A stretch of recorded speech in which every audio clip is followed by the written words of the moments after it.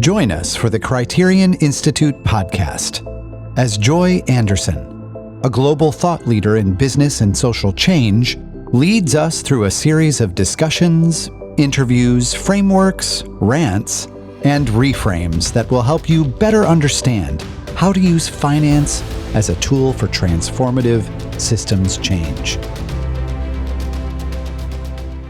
I am Joy Anderson, and this is the Criterion Institute podcast. Today, I'm reflecting in a couple of different ways on strategies for building movements. What are the ways that you go broad, and what are the ways that we go deep?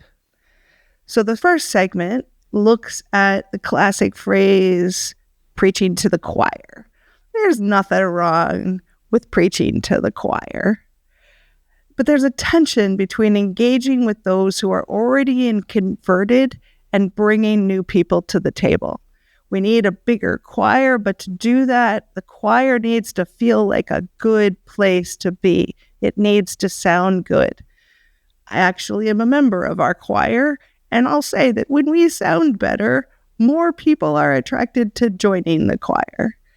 So we need to be thinking about how to be a better choir. How do we support those who are showing up for this common task? How do we invest in those who are already doing the change work? After looking at this notion of preaching to the choir in a solo segment, my conversation with Sana Kapadia delves further into the nuances of working within mainstream systems, emphasizing the necessity of ongoing power analysis and thoughtful strategy development. Sana is an old friend, actually recently joined the board of Criterion. We are incredibly honored to have her as part of our governing board. I met Sana when she was working at Gender Smart with our dear friend, Suzanne Beagle. She went on to work at 2X and just took a new role in leading heading for change. In our conversation, we explore this delicate balance between incremental progress and transformative change, underscoring the importance of resilience, hope, and collaboration in advancing meaningful impact. I end with a short rant about excitement and the cost of excitement. This is another angle on going broader with audiences when they are experiencing new ideas. It's a little rant at those times when I'm told I shouldn't share an idea before it's ready. Again, back to the choir. Maybe we shouldn't be singing before we torture the audience. But it's funny, right? How much judgment we put into what's ready to share, who should we share, how should we share. So whether we're preaching to the choir or telling the choir that they should stop singing until they're ready, we all have lots of thoughts about who we should talking to and how. Honestly, most days, I'm just glad to be talking.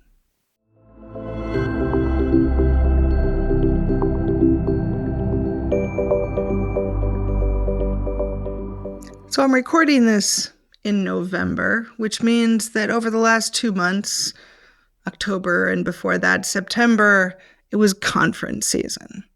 Traveling from one conference to another, speaking on or listening to panels over and over again, right? It's kind of fun to really go out there and hear what everybody's thinking about, but there always is a moment at some point in a conference, either on the panel or in a breakout group, where somebody says, yeah, but they're talking to the choir, right? They're preaching to the choir, or some version of that same phrase.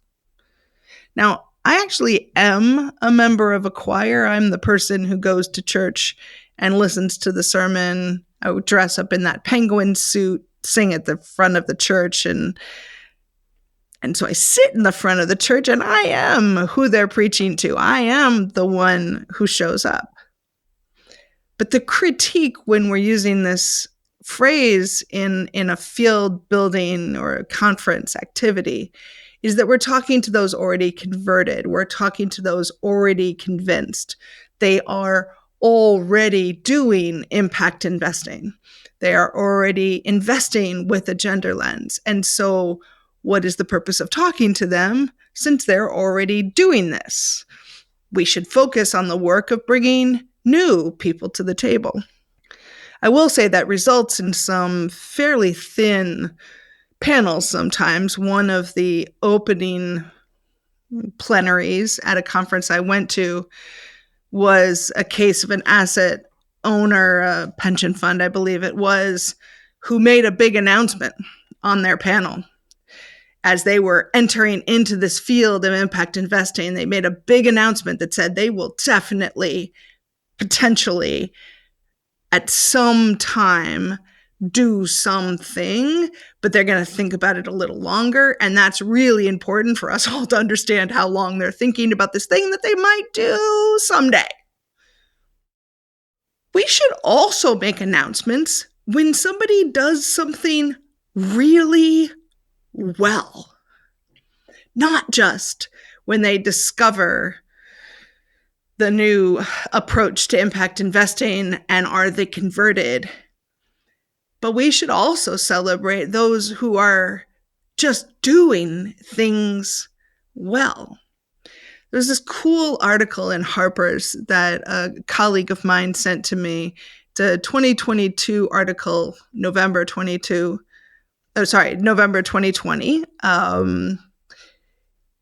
And the article took on this idea of preaching to the choir and this assumption that it's most useful to be talking to those who disagree with us. And she was talking about it more from the perspective of politics. And that we should be, in the American phrase, we should be reaching across the aisle.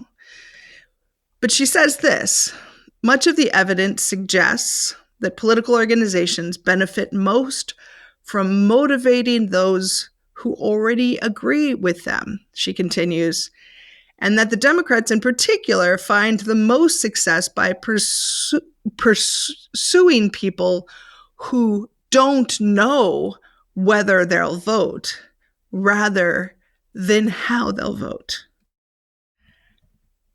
I think this is actually brilliant and is relevant to the field of impact investing as well. The question of not just have they seen that they should be doing this, but are they actually doing this? And are they doing it well enough? The work of field building is about shaping a field. It's about building the practices. Gender lens investing and arguably impact investing itself have really only begun as fields. Our practices are not well developed enough. There's a critical work to make this better. And that's what I love about being in a choir. At some point, every Thursday night for an hour, a group of us come together to sing. We're a group of people committed to the same task. And those choir people are often the people who do everything else as well. They're the ones who show up whenever there is a hand needed.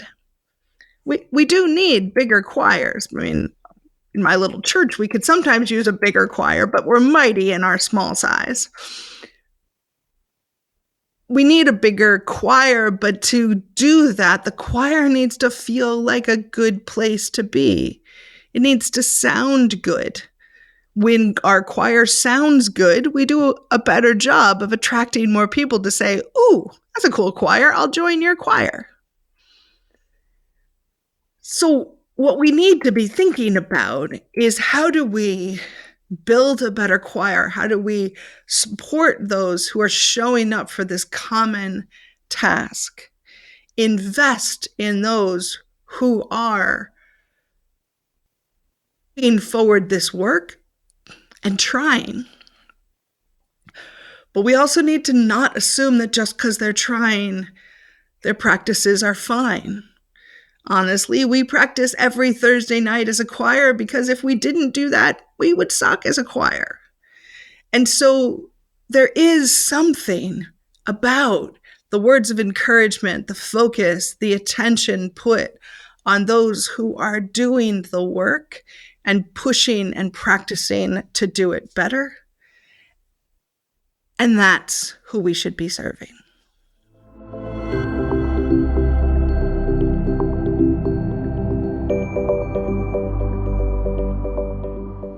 So the question of broad versus deep, going pure versus working in the mainstream, right, Sana? These are choices that we're faced with all the time.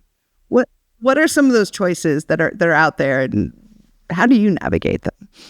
Yeah, such a good question, Joy. These are things that keep me up because I think that as practitioners, as field builders, it's an eternal sort of question of, do you try and bring in those who are at the fringes of the ecosystem, or do you work with those who are at the epicenter because they're committed and they're ready to go and they just need more tools?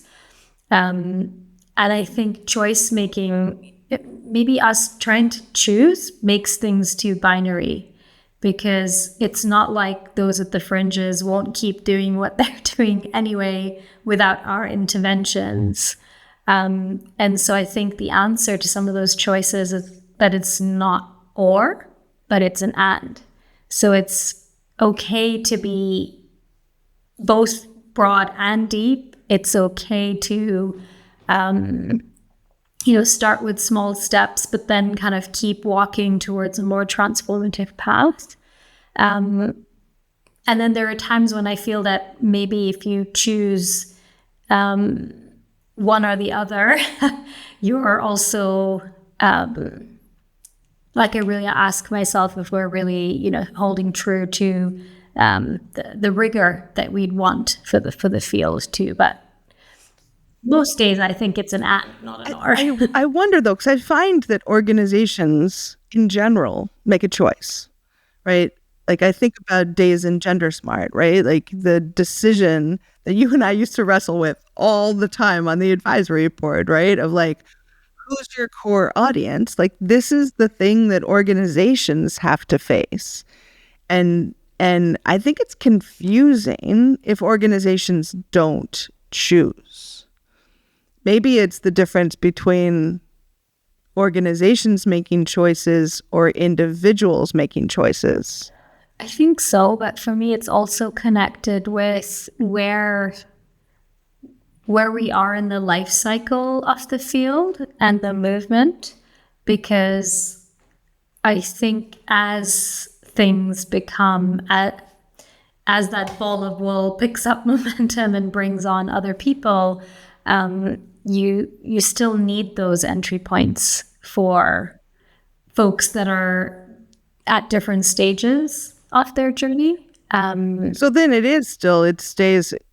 maybe doesn't, I don't know, as I heard you say that, it maybe suggests it doesn't change over time, right? Like at any moment in a field, you need somebody who's tending to the newcomers and somebody who's tending to the people who have been in the field for a long time, right? I think there was a big debate at this divide at the last Gender Smart conference seemed like it was stuck between we have to welcome the new people and make it accessible for people who have never been in this conversation.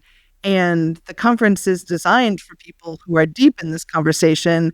And please don't bore me with the 101 version one more time, because I really don't need to debate the definition of gender lens investing.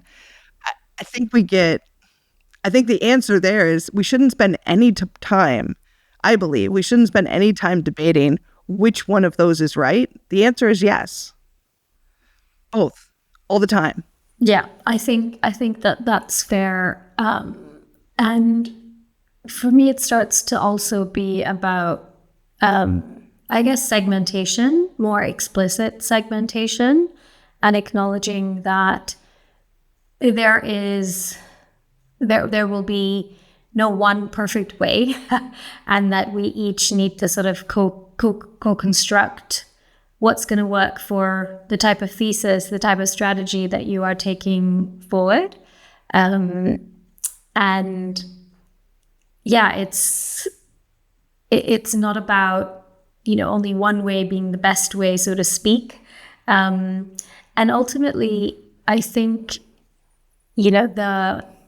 for me, sometimes what I will do is I'll go back to that original sort of grounding of gender lens investing and gender analysis, which is about power analysis. And if that is missing in the design all the way through post-investment support of any kind of strategy, that helps me then kind of sense check, okay, where is this thing really? What else does it have to do? What are some of the tools? What are some of the conversations that this particular initiative can take to really take that next step?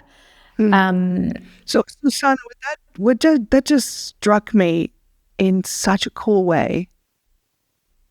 So I don't know, it just hit me that sometimes where I get frustrated is when people who have chosen to work with the mainstream audience and they've decided that the simplified messages and the data points that are straightforward and mainstream. And I agree with all of that. I think we should promote women on boards. We should focus. All of those are good strategies. They're not the only strategy, but they're good strategies. But what you just said reminded me, the challenge is when the people who are working in the mainstream stop doing the power analysis. Because just because you're working in the mainstream doesn't mean you shouldn't be aware of the power dynamics. You can be aware of what's going on and then choose to simplify the messages. It's when the mainstream story, the people who are working to support a mainstream narrative, haven't analyzed the unintended consequences, the complexity. And I'm not saying you know those things and you still choose to do the same thing because it's still right. But if you're not willing to analyze it and say, is my approach to the mainstream the approach that is going to have the least unintended consequences? Or am I shutting down other potentials? I just think it's the way you named that, it was in the end, we have to keep doing an analysis. And I think sometimes the folks who have chosen the more mainstream pathway, because the mainstream pathway is not simple. It's really hard, and it requires the same level of analysis that doing a deeper dive does. Yeah, and I think that, finance is a complex subject. It's full of different complex principles. But here's where, for me, I think if you're on the journey of affecting more systemic change in finance, it's only by that deeper conversation and that deeper analysis that we can start to think about reframing some of the underpinning principles of finance, how risk is constructed, how value is constructed. And that's why I think, shameless plug for Criterion's Toolkit, I think the fact that it's based on financial process, and when you're in that sort of deep dive workshop with others, you get to really question some of the assumptions that you've built around a financial product or a thing that you're doing. And so this is also where I think it's coupled with the power of possibility and imagination, and just believing hey, this could work in a different way, and these are some lines of inquiry that might be because the frustration I have is that the money isn't moving in the quantum. It's not just about scale, but it's how can we possibly be stuck at some of those same numbers, 2% of venture capital, and everybody doesn't need venture capital, but still it's 2%. 1.3% assets under management by diverse minority fund manager. Those are just such small numbers, and I'm not asking them to be like, it just needs to be more representative of the societies that we live in. And so how do we move and the mainstream is part of moving the quantum. I don't know, I'm just so struck by this in the conversation about, I think the mainstream strategies can also get stuck. Mainstream strategies can also get stale. And maybe the mainstream strategies that we thought were going to work aren't, or the mainstream strategies are incremental and the time frame's just off, right?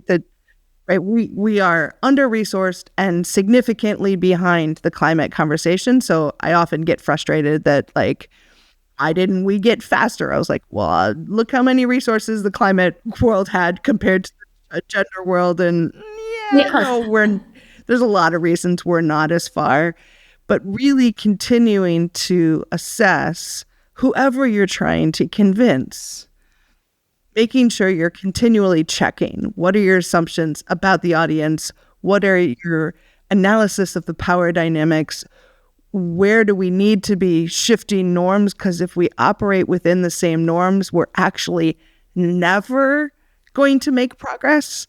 And so how do we think through those different choices more carefully? Yeah?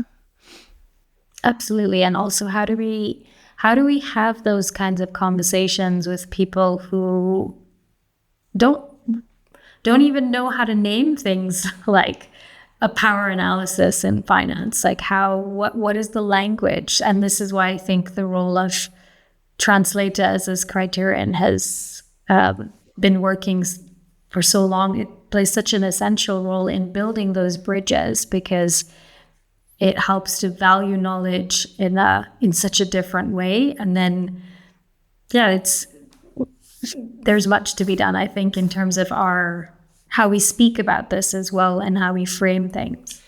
Yeah, and I think I want to make sure that the people who are working in a mainstream audience, many of them, they have the same smarts. They have to do an extraordinarily complex analysis to be able to work inside of the system. And I think sometimes when people who don't really understand gender or don't really understand power choose a more mainstream approach because they didn't understand the alternative and they don't really understand what they're doing, that's where we end up with a bad name. That's where we're really talking about pinkwashing, greenwashing, whatever you want to call it. But there are people, and you and I are friends with so many of them, who are working inside of big, complex systems, who are brilliantly navigating the power dynamics, are aware of them, know that they're complicit in the system, have figured out all of those things, and chose to stay in the system. So maybe it's not the in the system, out of the system, but making sure that you're actually aware of where you are all the time and that you're still assessing. And the point that you brought about the time scale. It's some of these things are incremental. We don't see them right away. And someone brought up recently, like the holographic aspect of change. And so being okay that things are shifting now, but these tiny ripples are creating a different pathway of change that I can't see yet, I can't feel yet, but it's not like it's just going off into a void in a vacuum, right? So hope comes to mind for me here too, that we have to keep our hope and resilience in the face of this, challenging but enjoyable work. On that note, I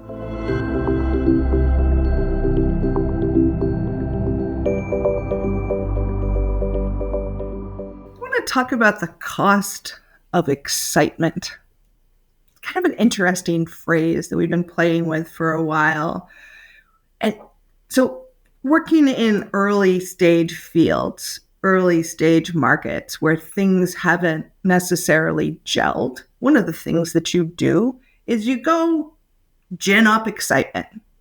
You give speeches, you throw out possibilities, and you say, let's go do this. Let's build something new. Let's invest with a gender lens. Let's figure out new approaches to imagine if you could invest to make a difference on gender-based violence. There's been, throughout all of this, there's sort of so much of what is needed is to throw out a new set of possibilities.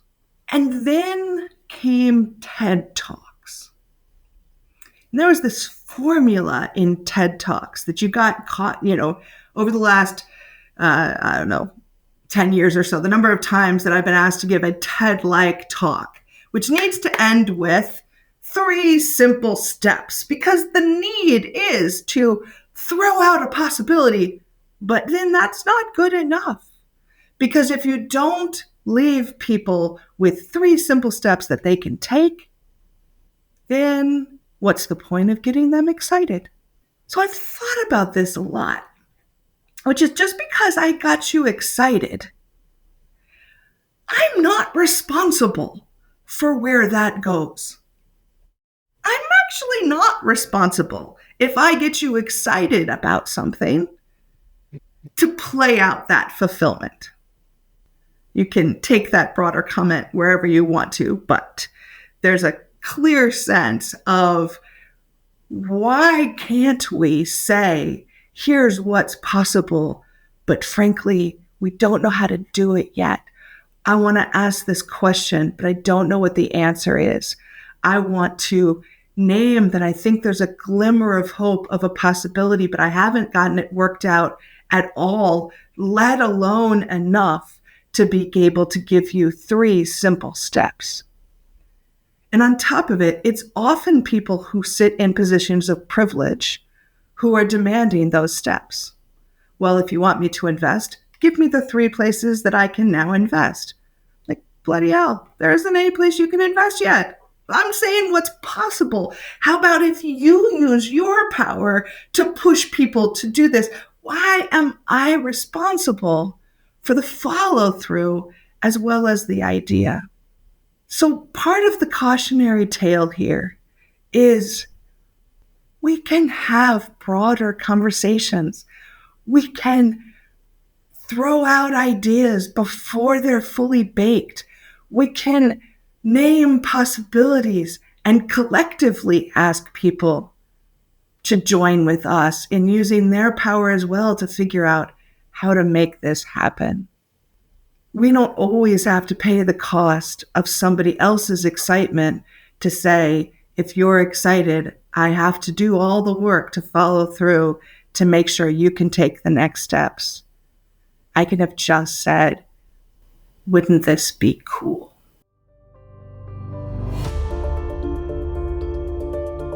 To learn more about our work, visit us at criterioninstitute.org. And if you're enjoying this podcast, please leave us a review on Apple Podcasts or Spotify. Your reviews help our podcast reach a wider audience. Thanks for listening.